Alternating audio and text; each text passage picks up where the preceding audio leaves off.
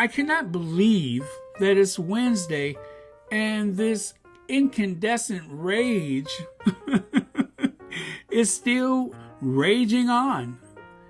The Duke of Cambridge is still frothing at the mouth. And it's not just that. And, it's one thing that the royal family would be upset. Okay, I can understand that. But I believe the journalists are making it so personal, like Dan Wooten saying that this is like another nail in his own coffin. That almost sounds like a veiled threat. And then, of course, there's so many royal experts that are saying that he's going to regret this. This is a terrible mistake. And then this whole thing about healing the rift between the brothers, that's impossible at this point.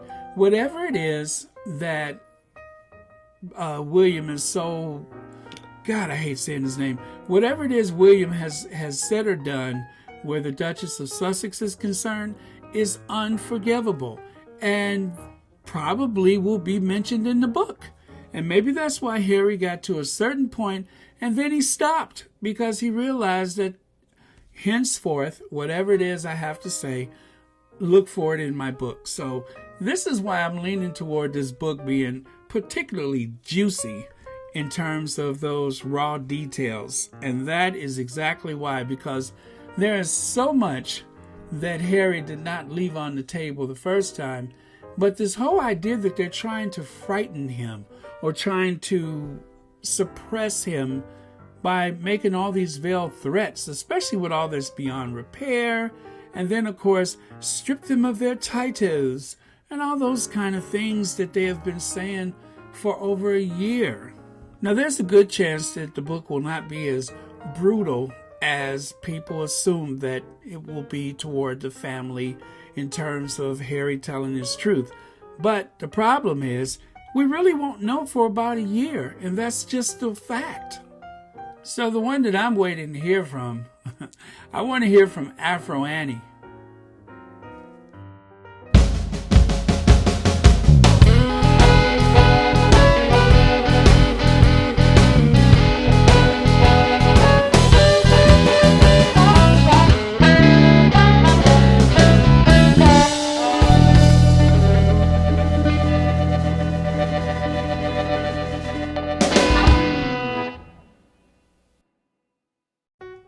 Now, if you can believe these accounts, and I don't believe everything that I read, Princess Anne once launched into a scathing rant at Sarah Tolsuck Ferguson, reducing the Duchess of York to tears. Glancing at a mirror can cause that, but apparently this was Princess Anne's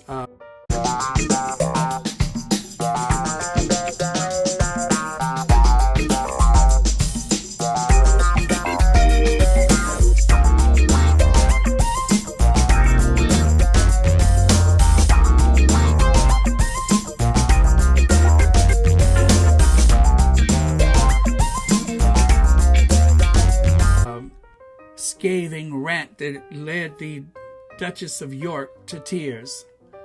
By the way, I don't know if this is like some kind of a joke or something, but it must be an in-joke. They said that when Princess Anne competed in the Olympics, she was the first member of the royal family to compete in an Olympic competition. Well, she was the first member of the family, of course, yes. But what's so interesting, besides her being the first royal, is the fact that the horse she rode was one of the Queen's horses. And in the equestrian 3-day event in Montreal in 1976, you'd never believe the name of the horse.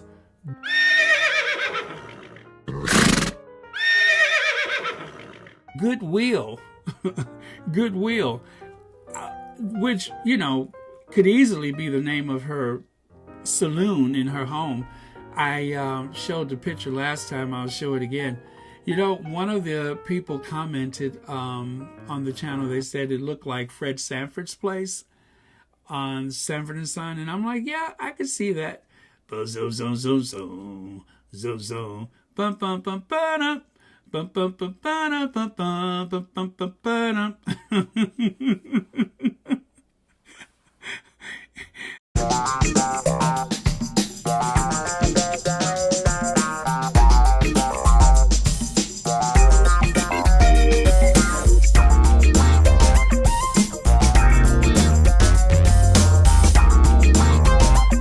Yes, and I have to say, yes, Anne's house does look a lot like Fred G. Sanford's house. The G is for what? Goodwill. See, it's all coming together. The horse's name is Goodwill. Her house looks like a Goodwill shop. And of course, Fred Sanford's middle initial was Fred G. Sanford. And he never told us what the G was for. So anyway, so apparently, straight shooting, no nonsense Princess Anne reduced Sarah Tosuck Ferguson to tears. Trust me when I say this, Anne will not launch one of her verbal assaults upon the Duke of Sussex. I just can't see that happening. At least it won't happen unless, Harry may be too much of a gentleman, but I just don't see her doing that. She attacked Sarah for being an outsider. In this particular article, it says she has become known for her frank and often, at times, offhanded style. None of this more present than in her relationship with Sarah Ferguson, her brother Prince Andrew's wife, affectionately known as Fergie. I affectionately call her Sarah Tosuck Ferguson. One of these days, that is just going to come out the wrong way. They love to make these comparisons. Like people are saying, well, Edward VIII took 15 years to release his memoirs after quitting the monarchy. Well, why should Harry wait 15 years? And this is the thing that gets me with that family. You always want Harry to wait. You want Harry to wait 10 years of dating to decide if he wants to marry the Duchess of Sussex, which of course at the time was Meghan Markle. You want him to wait 10 years? He's, at the time they were dating, he's in his early to mid 30s. She's in her mid to late 30s. And you want them to wait? I think the idea that we have seen it all and done it all has kind of won the day. And they just decided, why should we wait? They actually were dating longer than most people realized to begin with. And for people in their, 30s, you're not going, who waits 10 years in their 30s to decide to marry? Who waits that long? But I know who would say wait that long. Maybe some rapidly aging future Prince of Wales who just doesn't want his little brother to be happy. It's something about the idea of Harry having lasting happiness that just seems to trigger that old man of a prince. It's amazing. I took a good look at one of his photos, and he's aging rapidly. And it's not just because of the hair, it's what's in the heart. That's why he's aging rapidly.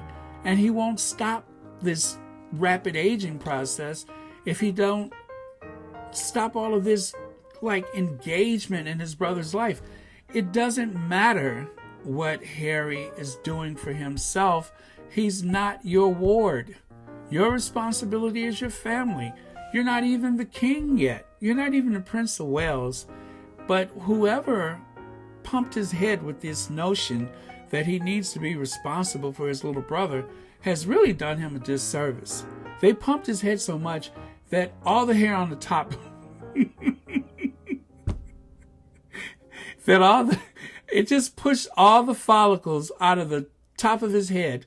And now it's like when he glances down at a note or something like that, I swear he looks like the alien. I mean, it's just stop it, William. You're ruining yourself. The whole point of having heirs and more heirs and having people in line to the throne is for continuity. So if for some reason someone's not available for the throne suddenly, like abdication, death, whatever, then you just go to the next person. Anybody can easily fit into that slot of being a sovereign. Once you get all those layers of privilege, And once you get all of the offshore accounts, did I say that? Can you guys hear me? Once you, you know we can hear you, right? Right. But once you get all that stuff, once you get the Duchy of Lancaster, all of the trappings that go along with that, Sandringham, you get Balmoral, and whatever other private properties they own. Once you get all that stuff, then, you know, you're set for life. Which is another thing. I don't know why Prince Philip had, 30 million pounds when he died? Where did he get 30 million pounds from? I don't understand that. He had no inheritance from Greek or Denmark, so where did he get all that money from? Anyway, that's none of my business. But I'll say this. William has overstepped the mark because he obviously thinks that he is responsible for his brother and that he should tell his brother what to do. Well, you know what? It's 2021. Harry is a property owner in California. He's paid back the money for that ridiculous shack that people, that Frogmore, that ridiculous, overly damp shack of a servant's quarter that they stuck him and his wife in and the baby. I mean, it was disgusting. All of the properties they have, and they put them in Frogmore House or Cottage, whatever it is, Frogmore Cottage. Disgusting. Well, I'm only going to say this. This whole idea of Harry should wait.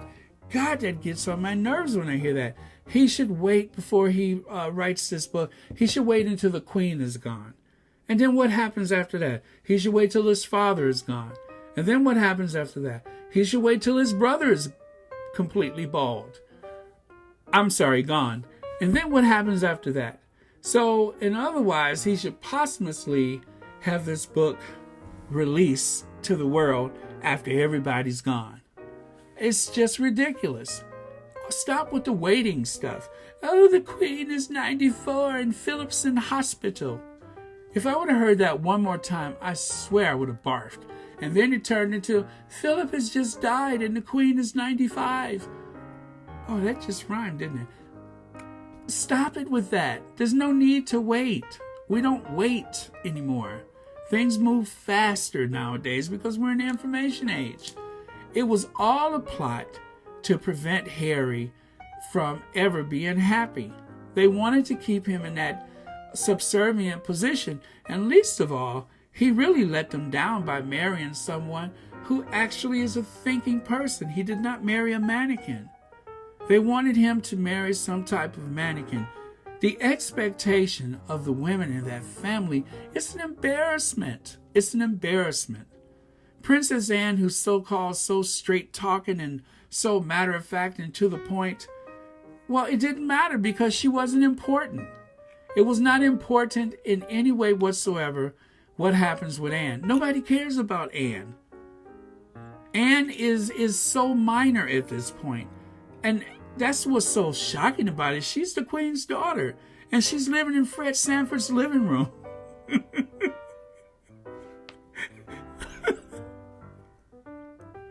She's the Queen's daughter. And she's living like Daisy and Onslow. That shows you how important she is.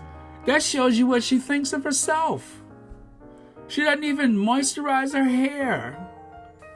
But the Queen is hanging on to the end. I mean, you all do realize that this 95-year-old frail woman managed to make it down the motorway or highway, roadway, whatever you call it over there. She made it down to that G7 summit, and she seemed to be quite, I don't know, she was tweaking on something because she seemed to be all...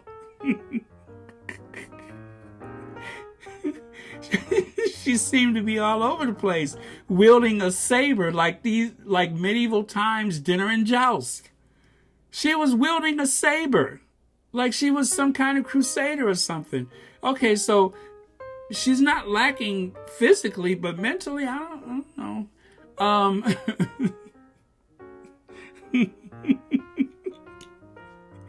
I'm just trying to make this point that All of this stuff about Harry, wait, stop it with that. I'm sick of hearing it. Wait for what? What kind of person? I'm being silly by asking that question, but these royal reporters, they just, when they don't know something, they invent something. So, especially like that mushroom top to chin, Angela Levin, she said, well, I heard it from a very reliable source that the book is going. You don't know what's in that book. And then this is the other thing that is so bizarre is that someone who spent so much time tearing her own mother down, complaining about her life, is complaining about someone else mentioning their experience. You don't get to do that, Angela. You just don't get to do that. But you're doing it anyway because it feeds into the hate narrative, which so many people buy into.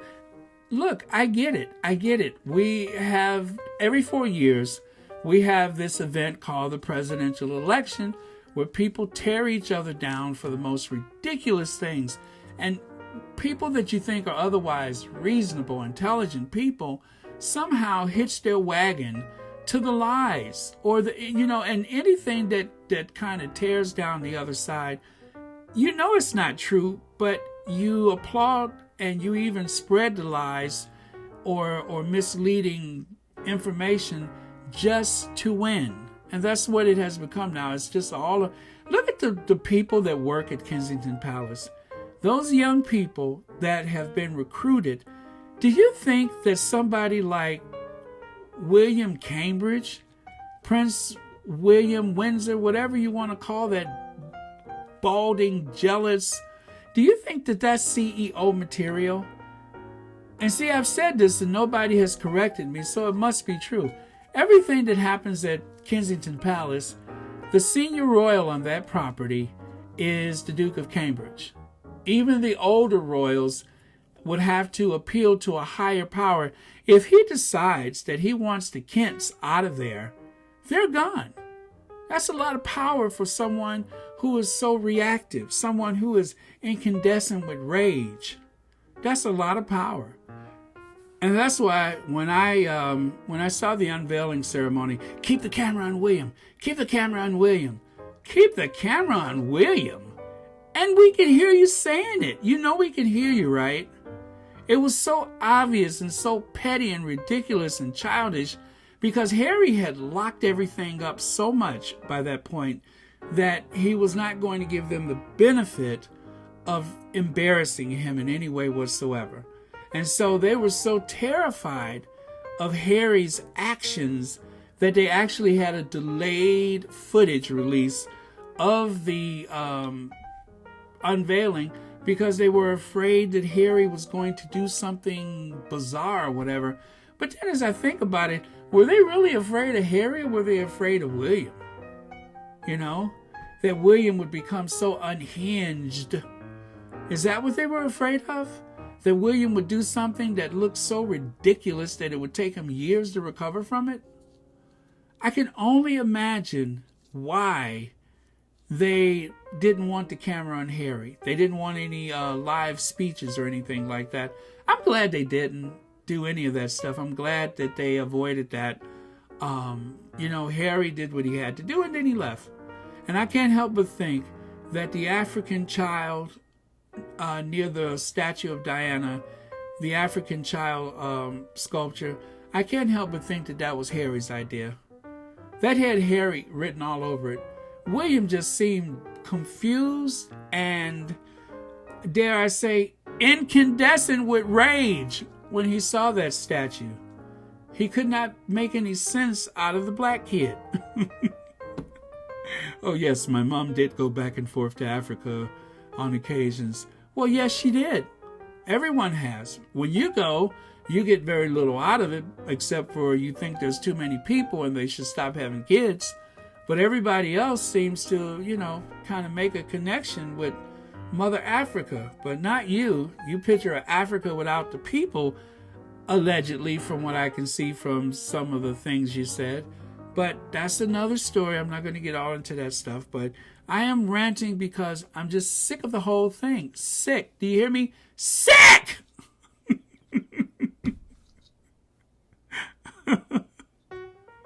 And I've also had a big cup of coffee. But, yeah, it's time to just accept the inevitable. I understand that the royal reporters, experts, journalists, authors, and trolls, I understand that they have a job to do. It's a very important job for them because you never know who needs a new kitchen or a new Audi, but they have their work and I have mine, so I'm speaking out about it. But all of this stuff about Harry should wait. Harry, don't wait. If you can hear my voice, if you ever have the misfortune of happening upon this channel, there's a lot about me that needs to be explained, I'm sure, but all I can say is do you. Don't listen to the haters. Don't be discouraged. I am so glad that Harry is speaking his truth.